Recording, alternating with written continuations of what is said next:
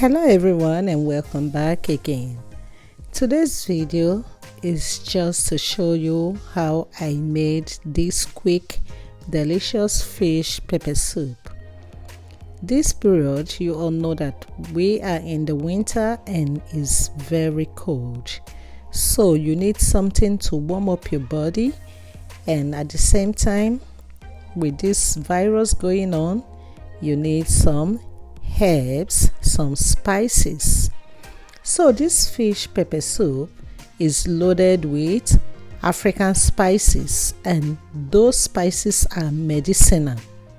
I'm going to go ahead and show you guys the spices that I used, though they are blended. I just want to use this opportunity to say thank you to every one of you that comes to watch my video. I really do appreciate you all. You can use any meat of your choice for this pepper soup, but I chose to use fish. So this is my fish already washed in the pot. I just added some spoons of pepper because I want it to be hot. Okay, so I'm adding some spoons of the spices. This spices is many but blended together, but one thing I know is the one they call Uda, and there is Uziza in the spices and orioma. Now I'm adding another one they call osumede.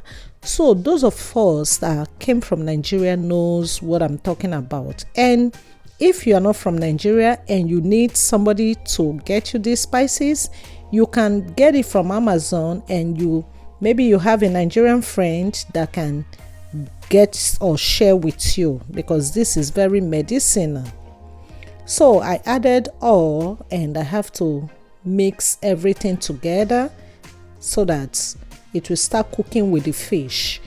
Put all your spices together. Don't cook your fish first before adding your spices, because you want all to seep into the fish so that you will have a lot of flavor in it.